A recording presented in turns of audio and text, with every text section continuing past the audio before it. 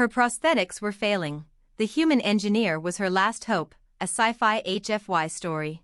Lana's life had always been one of adaptation, of learning to live with the modifications that made her a warrior in a galaxy that didn't care for the weak. The prosthetics, made of a blend of artificial nerve fibers and synthetic bone plating, were the only things that allowed her to function after the accident. The accident that had taken everything, her family, her humanity, and her future. But now, the prosthetics were breaking down. The once sleek joints creaked with age, the metal skin was pitted with corrosion, and her advanced visual interface had begun to glitch. There were days when she could barely feel her right arm, her fingers twitching uncontrollably, and her left leg would lock up unexpectedly. Her survival depended on them, and as they deteriorated, so did her chances of making it through another battle, or even another day. She sat in the med bay of the ship, the sterile, white walls pressing in on her as a low hum from the life support systems filled the air. There were no comforting sounds of nature here, no real warmth, just the cold vacuum of space. Lana had long ago stopped feeling comforted by such surroundings, used to the ship's unchanging monotony. Her eyes, now scanning the diagnostics feed, flickered with anxiety as the errors continued to mount. "How bad is it, Doc?" she asked, her voice raw with frustration. The medic, a cold and clinical being, stared down at the readout before her with no real emotion. "Your prosthetics are outdated, Lana. The systems are eroding faster than we can repair them. In another few weeks, they may be completely inoperable." Lana exhaled sharply. "Weeks? I don't have weeks. I need them now."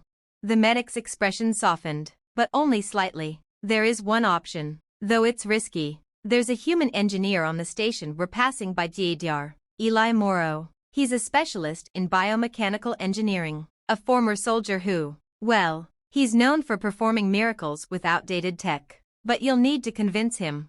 Lana's eyes narrowed, disbelief and skepticism warring within her. "A human? My prosthetics were designed for higher spec systems, engineered by alien manufacturers. Humans have survived." "Lana," the medic interrupted, her voice firm, almost empathetic. "They've built empires from the most primitive technology. And Dr. Morrow, he's one of the few who can fix what's failing. But he's difficult. That's all I need, right now." Lana muttered bitterly. A miracle worker. Dr. Eli Morrow's workshop was a chaotic blend of old machinery, wires snaking through the floor, and half-completed projects littering every surface. The station's dim lights flickered above the workbench where the human engineer was hunched over, welding some kind of arcane tool together. When Lana entered, his focus never wavered. He didn't look up. He didn't ask her name. He didn't even acknowledge her presence. For a moment, she just stood there, watching him work. The room smelled like burnt metal and oil, the air thick with the tang of chemicals. "You're Lana, right?" His voice was gruff, casual, completely at odds with the intensity in his eyes when he finally looked at her. She nodded, hands tightening into fists. "I need you to fix my prosthetics." He stood, wiping his hands on a rag. "They're beyond repair, at least, with what I've got here. Your tech is too advanced for this station." Lana's stomach dropped. "You said you could fix them." Eli's eyes softened. "I can," he said, his tone shifting slightly. "But it's going to cost you something." Her lips pressed into a tight line. "What kind of cost?" "Your faith," he said simply. "You've got to believe that your humanity is worth saving, even when the world tells you otherwise." Lana's breath caught in her chest. It wasn't what she expected, but it struck a chord. Her prosthetics had replaced so much of her body that sometimes she felt like a machine with a heartbeat, not a human at all. I've never felt truly human." Eli crossed the room, picking up a strange, half-finished implant. It hummed in his hand, emitting a low frequency. "That's because you're trying to be something you're not. You've given up your connection to the organic side of you, traded it for these tools. You can fix yourself, Lana. You just have to trust in what you are, not in what you've become." The words hit harder than any wound she had sustained in battle. She had fought so hard to survive, to adapt, to be more than human that she had lost touch with her roots. The accident had nearly shattered her, and the prosthetics had become her crutch, her identity, her security blanket. But maybe he was right. Maybe there was something deeper than the metal and wiring, something inside her that still held the power to be whole. "Will you do it?" she asked, her voice trembling now, uncertainty creeping in. Eli smiled, a rare warmth in his expression. "I'll do it. But it's not just the prosthetics that need fixing, Lana. It's you." Days later, Lana found herself in a full-body regeneration chamber, a tangle of wires and neural connections coursing through her as Eli worked. The pain was excruciating, but somehow, with each passing moment, she felt herself reconnecting, both to the human side of her and to the reality she had long avoided. When the process was finally over, she stood up, feeling the difference instantly. The prosthetics weren't the same. They were lighter, more responsive, and they felt real. Her hand flexed. Her leg moved without hesitation. The sensation of touch, of warmth, returned to her. "You've made me whole again," Lana whispered, awe in her voice. Eli gave a half-grin. "You did most of the work yourself. You just needed someone to remind you what it was like to be human." She looked at him then, her eyes full of gratitude and something more, something powerful. "I was wrong about humans. You might not be perfect, but you sure as hell know how to save a soul." Eli's grin widened as he turned back to his workbench, wiping his hands clean. "Humans may not be perfect, but we know how to fix things, even when it seems impossible." Lana stepped out of the workshop, feeling stronger than she ever had. The prosthetics no longer defined her. She was still human, still a warrior, still alive. And with Eli's help, she was ready to face whatever came next. The galaxy had underestimated humanity once again. And that, Lana knew, was the biggest mistake it could make. Her prosthetics were failing. The human engineer was her last hope, a sci-fi HFY story, Part 2. Lana walked out of Eli Morrow's workshop, her every step filled with a newfound confidence. The past few days had been a blur of pain and self-discovery, but as she felt her prosthetics respond with a fluidity she hadn't felt in years, she realized she had something more now: control. And control, in her world, was everything. Outside the dimly lit workshop, the station was still as lifeless as ever. The hum of the engines resonated through the hull, the only sound in the otherwise empty halls. But for Lana, the silence had shifted. The weight on her shoulders, once heavy with the frustration of her deteriorating prosthetics, had been lifted. She felt whole again. "Doc," she called out, her voice echoing through the sterile halls. The medic turned from a console, her expression unreadable. "You look different." Lana smiled, her eyes sparkling with something more than mere physical relief. "I feel different." The medic's brow furrowed. "What happened?" "I don't know how to explain it," Lana said, her voice trailing off as she looked at her newly restored prosthetics. "It's like my body isn't just a machine anymore. I'm still human. I can still feel. I can still fight. But now, it's like I'm more connected to myself than I ever was before." The medic studied her for a moment, then nodded as though she understood. "You've always been more than your parts, Lana. It's just that now, you finally see it for yourself."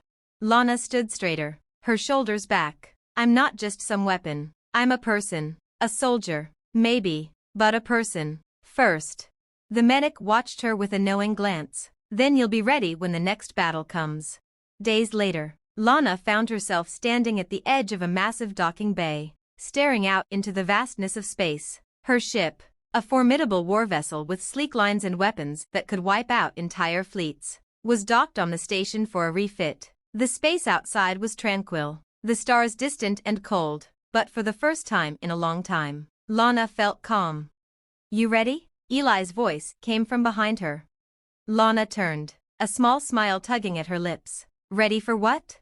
"For the real fight," Eli replied, stepping closer, his voice serious now. "The kind of fight where you stop thinking about your prosthetics and start thinking about what's inside you. The kind of fight where humanity's survival is on the line." She looked into his eyes, seeing the same fire that had fueled her through countless wars, only now. It wasn't just about surviving, it was about living. "I'm ready." Eli nodded, clapping her on the back. "I thought you might be. You're not just a cyborg anymore, Lana. You're a soldier, one who understands that the body, no matter how advanced, is only a tool. The real power is in here." He tapped her chest, just above her heart. For the first time in what felt like forever, Lana felt truly alive. It wasn't the strength of her prosthetics or the upgrades that defined her, it was the fight inside her. The part of her that refused to give up, that refused to be reduced to just an amalgamation of tech. She was human. And that, as it turned out, was the most powerful weapon of all. The next mission came fast. The fleet was assembling, ready to engage an overwhelming alien force that threatened to tear through the outer rim. The enemy was relentless, powerful, and determined to annihilate humanity once and for all. They had the numbers. They had the advanced technology. But Lana had something they didn't. She had belief in herself and in humanity. As she stood in the cockpit of her ship, the engines roaring to life beneath her, she looked down at her hands, the prosthetics glinting in the dim light. They had been rebuilt, yes, but it was her resolve, her mind, and her heart that made them truly unstoppable. Locking on targets, her co-pilot, a grizzled veteran from the front lines, called out.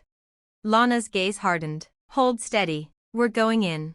The tension was palpable as the fleet jumped into hyperspace, leaving behind the safety of the station and plunging into the unknown. Lana's thoughts were focused, clear. She wasn't just going to survive this fight, she was going to win. She wasn't fighting to prove something to herself anymore. She was fighting because she knew that humanity had a future, that there were still those who could stand and fight for it. And Eli's words echoed in her mind, the real power is in here. The battle was fierce and chaotic. As expected, explosions rattled the hull of Lana's ship, the sound of gunfire and energy blasts piercing the air. But she wasn't afraid. She was ready. The battle raged on, enemy ships swarming around them in waves. But Lana's focus never wavered. She commanded her crew with precision, her every action calculated. It was then, in the heat of the fight, that she realized something. The prosthetics, no longer a burden, had become an extension of herself. She was more than the sum of her parts. She was the will to survive, the drive to push forward against impossible odds. She was humanity's defiance, embodied.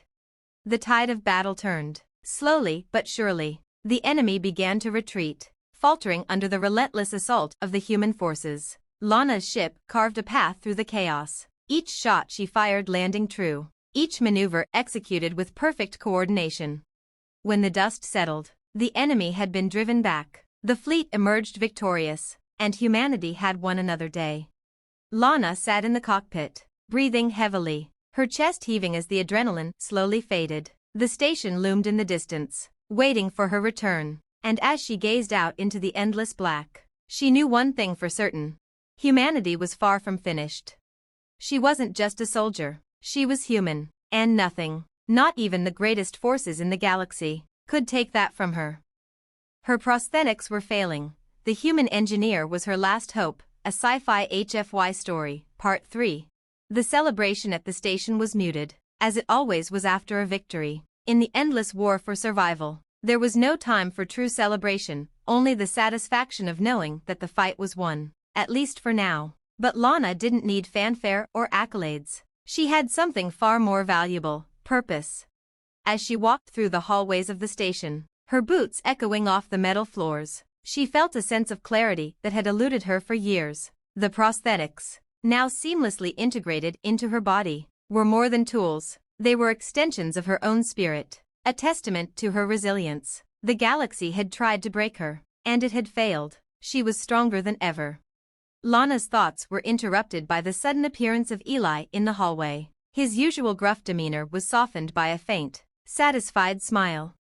"You did good out there," he said, leaning against the wall as she approached. His voice was filled with the quiet respect of someone who understood the cost of war. "Couldn't have done it without you," Lana replied, the words carrying the weight of gratitude she hadn't fully realized she felt until now. You saved me, Eli." He shook his head, a humble smile tugging at his lips. "You saved yourself, Lana. I just gave you the tools to remember who you were." Her eyes softened, the truth of his words sinking in. It wasn't the prosthetics that made her who she was. It wasn't the battle scars or the advanced technology that powered her. It was her will to survive, her determination to keep fighting. That was what had always defined her, even when she had forgotten it. "I'm starting to understand that," she said softly, her voice steady. "But it feels like I'm ready for more now. Not just fighting for survival. I want to build something Something real. Eli's brow furrowed. Intrigued. What do you mean?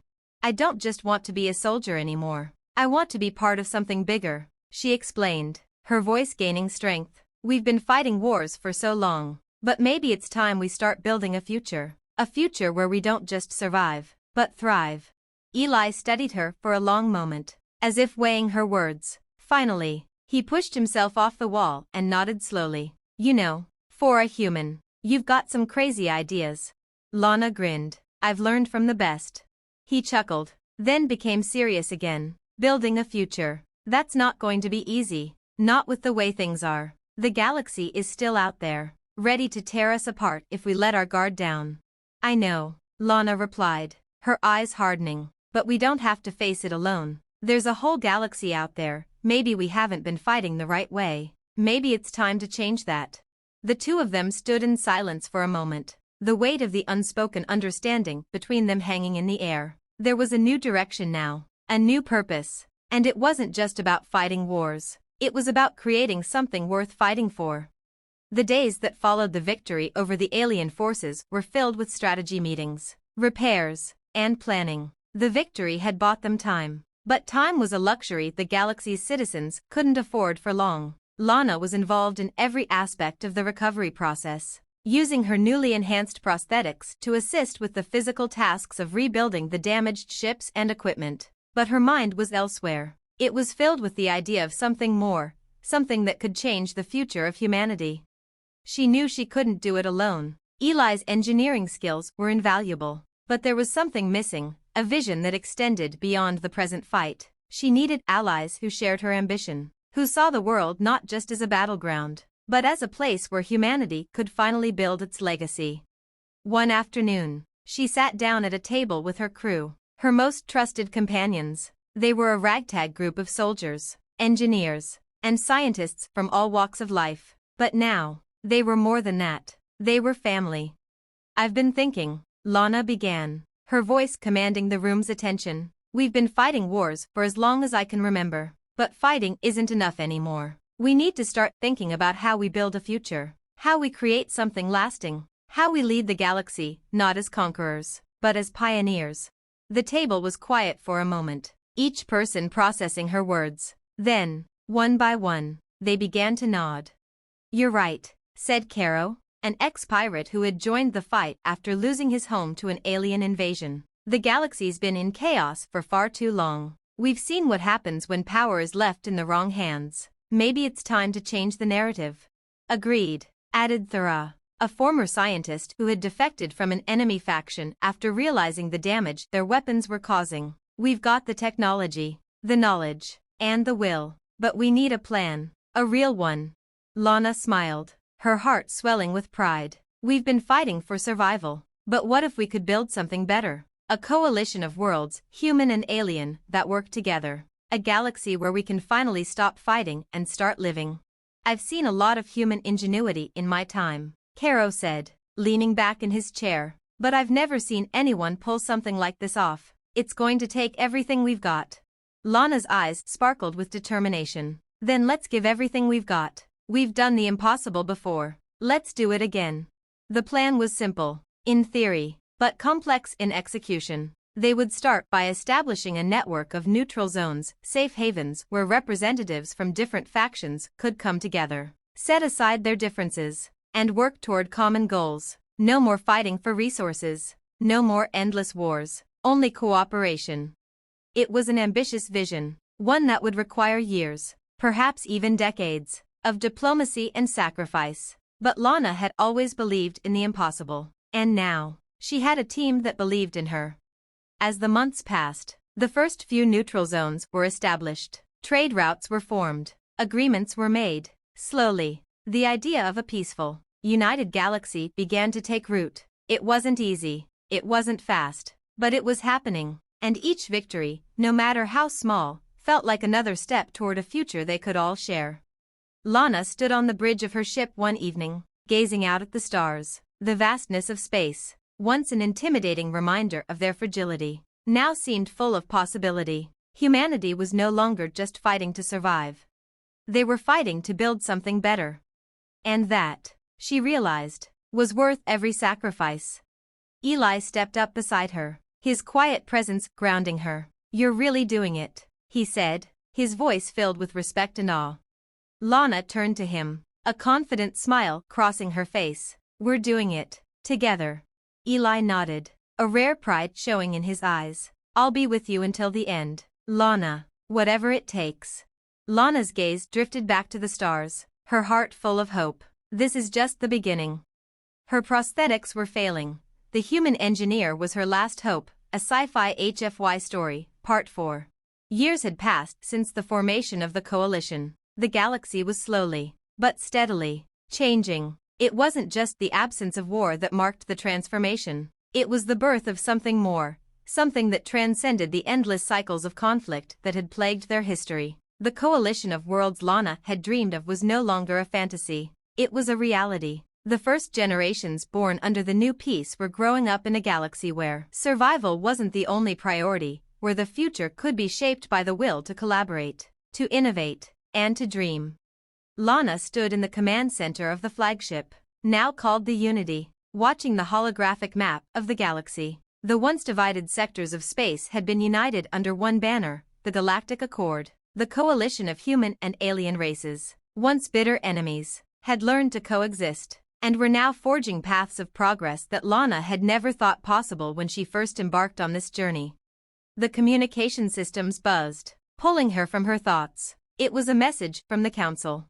"Commander," came the familiar voice of Caro, now serving as the Accord's head of defense. "The treaty we've been negotiating with the Rylock Dominion is ready to be signed. We're about to usher in an era of total stability in the western sectors. This is it."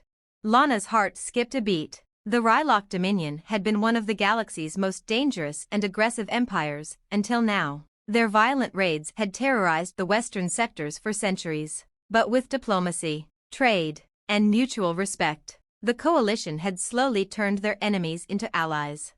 "I'll be there," Lana said, her voice steady as she moved toward the lift that would take her to the diplomatic chambers.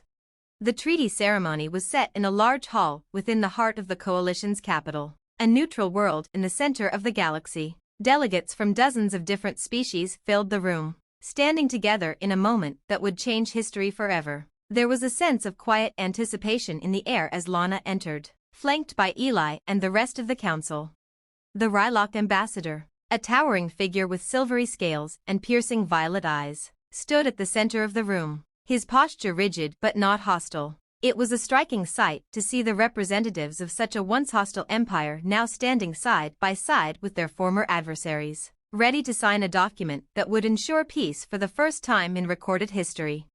Lana stepped forward, her prosthetics seamlessly moving with her, and for the first time in years, she didn't feel the familiar weight of the soldier's burden. She was no longer just a warrior in a galaxy at war. She was a leader, a symbol of the future. It wasn't just about what she could fight for anymore, it was about what she had built. The room fell silent as the first signatures were placed on the treaty. The delicate, ancient scrolls were replaced by holographic documents, and the signatures of every major faction in the galaxy were encoded into the system. The Rylock ambassador reached out, his clawed hands hovering over the holographic surface, then signing his name with a flourish.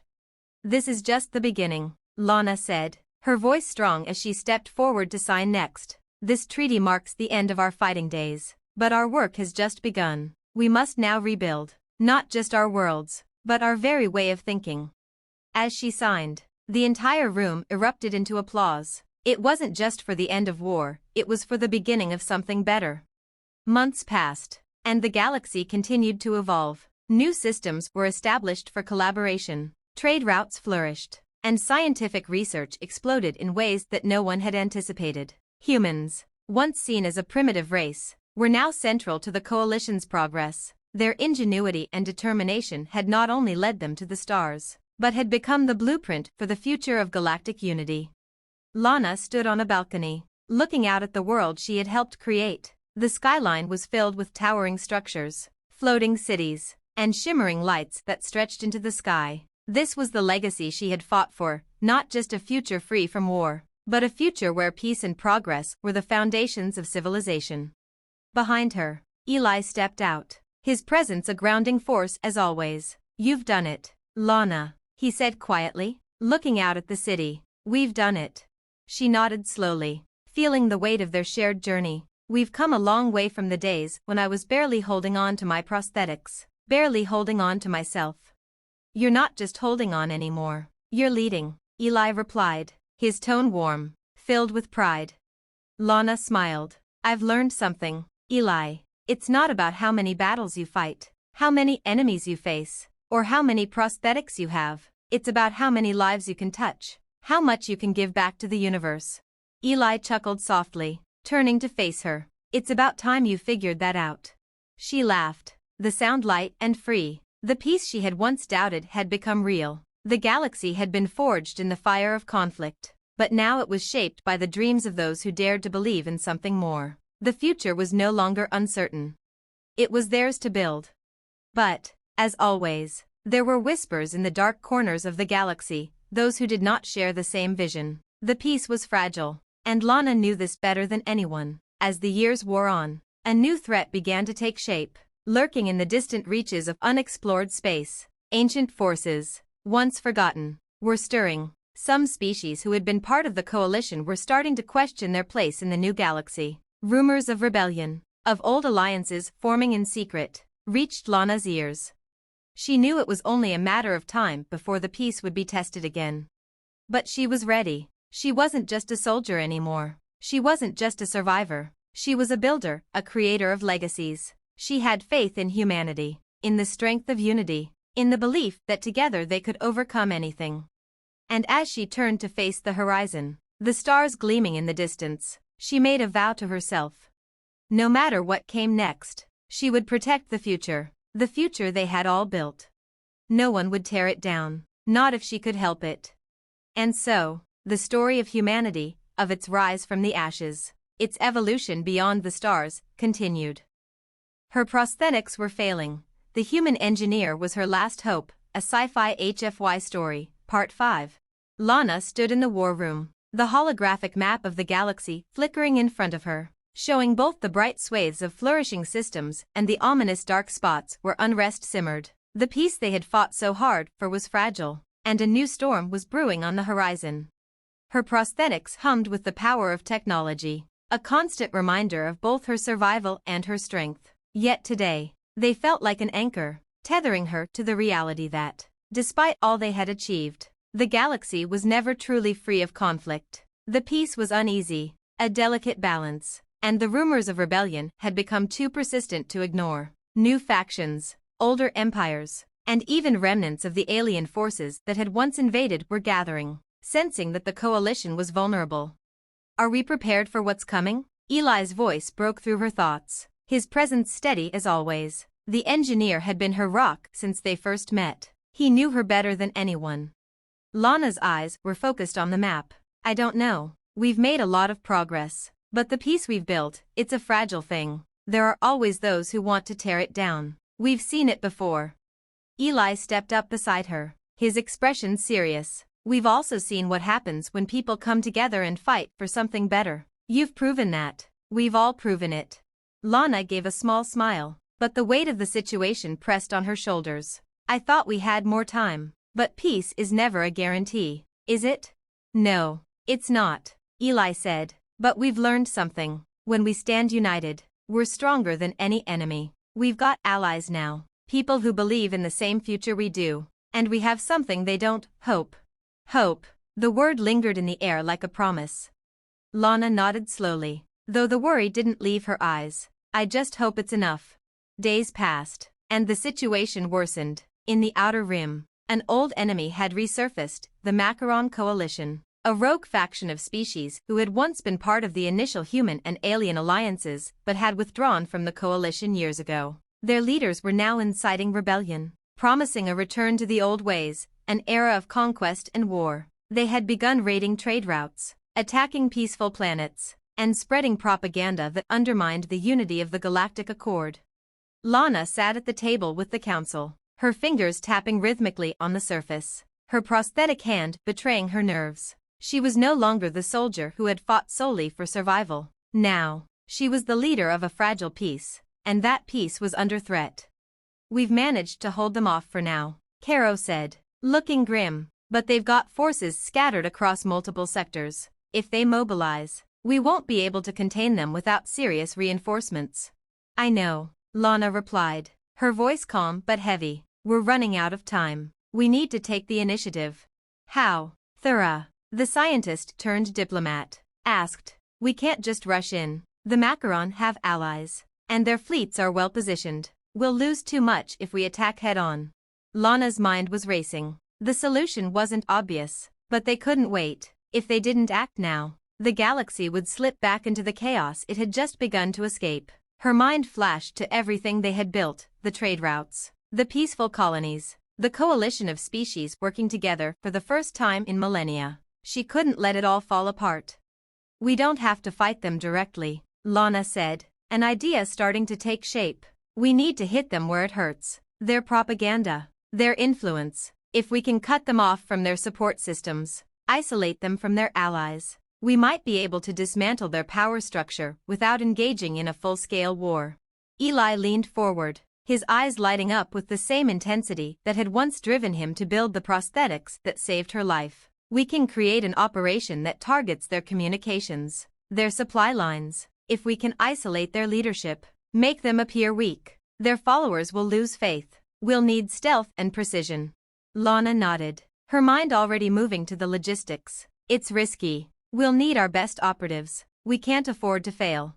The operation, codenamed Silent Night, was put into motion. Lana, though still commanding the strategy, knew that she wasn't just leading a team of soldiers. She was guiding a new kind of war, a war of influence, intelligence, and precision strikes. This wasn't about brute force. It was about dismantling the very foundation of the Macaron's strength.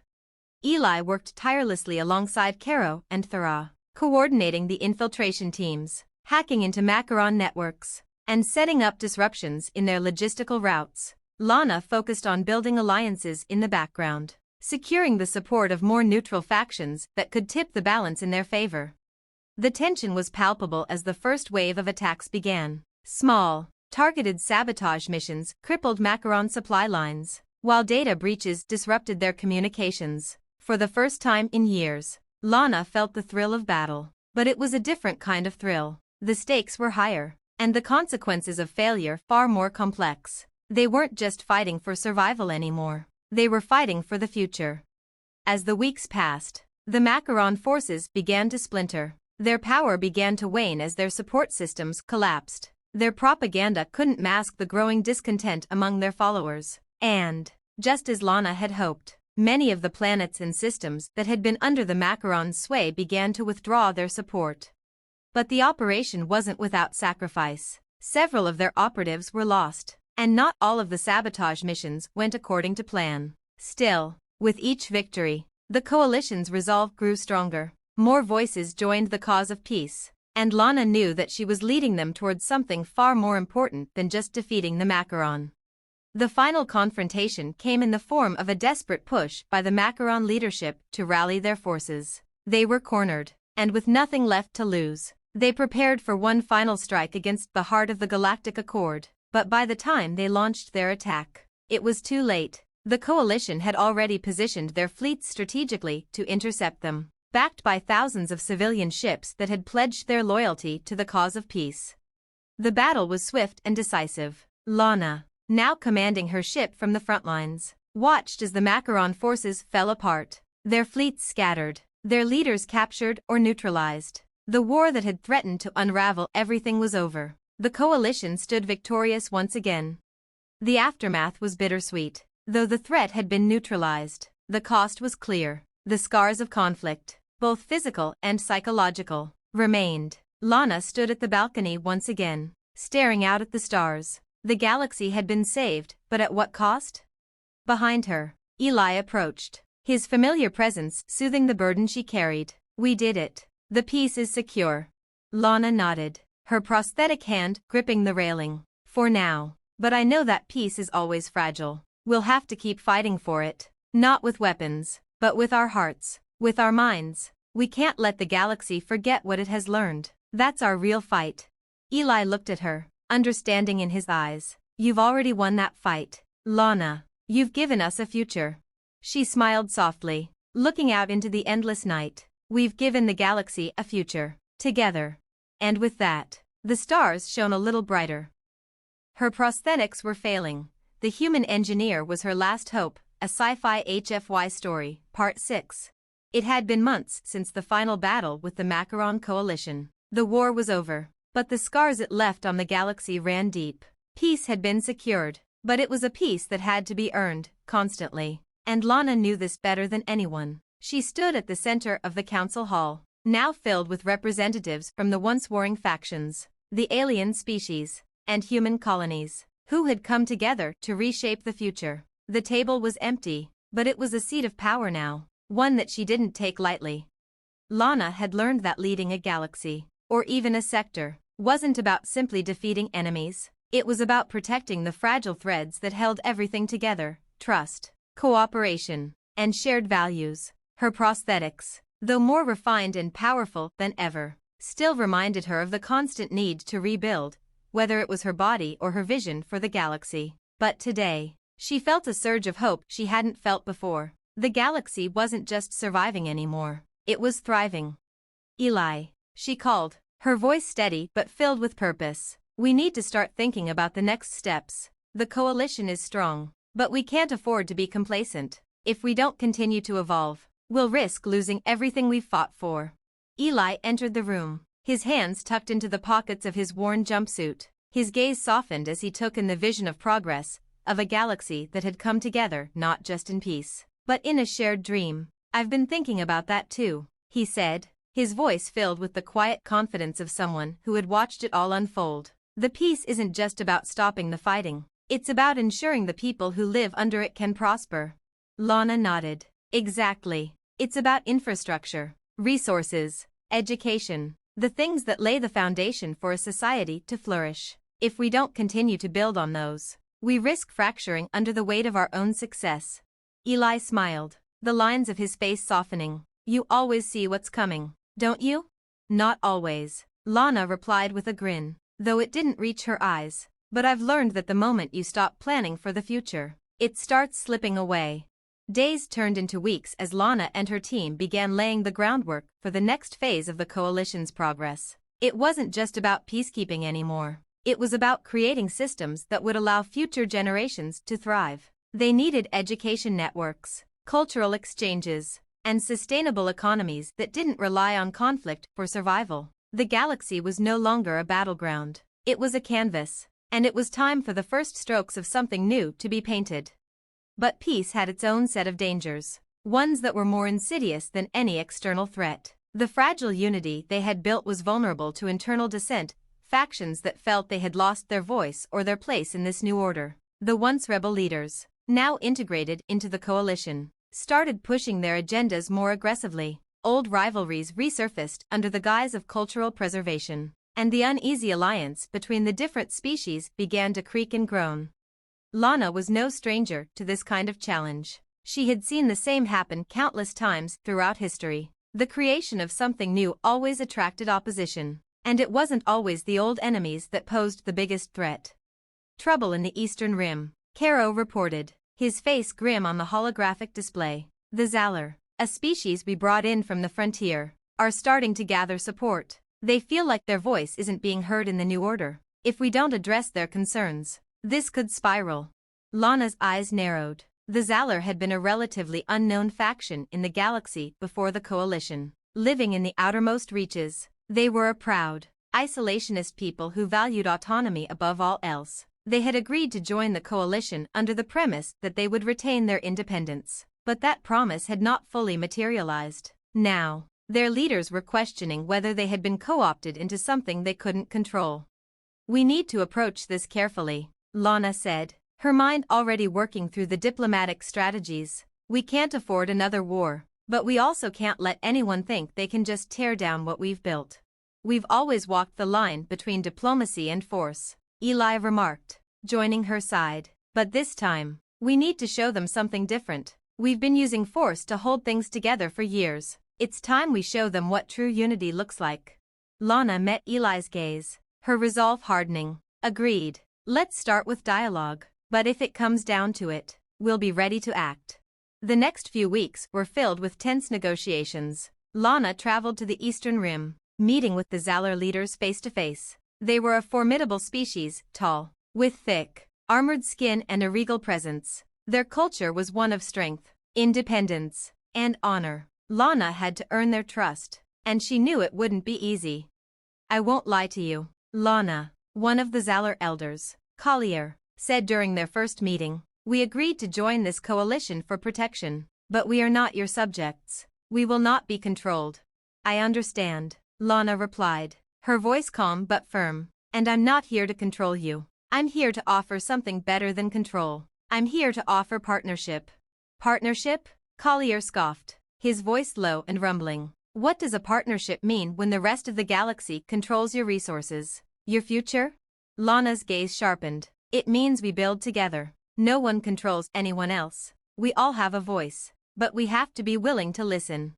The negotiations were long, exhausting, and at times, bitter. Lana fought hard, but she refused to give in to the temptation to use force. She had seen what happened when force became the first option. It led to resentment and division. This time, she would show the galaxy something better, something lasting.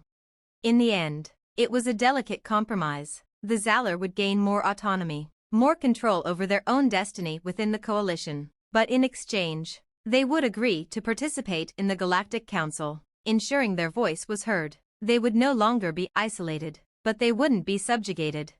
When Lana returned from the Eastern Rim, she felt the weight of the accomplishment press against her chest. Another challenge had been faced, another bridge built, but the journey was far from over. The galaxy had been through so much: war, rebuilding, and the endless fight for peace, but now, it seemed to have a new purpose. It was becoming something more than just a collection of species and planets. It was becoming a living, breathing entity, growing and evolving as one.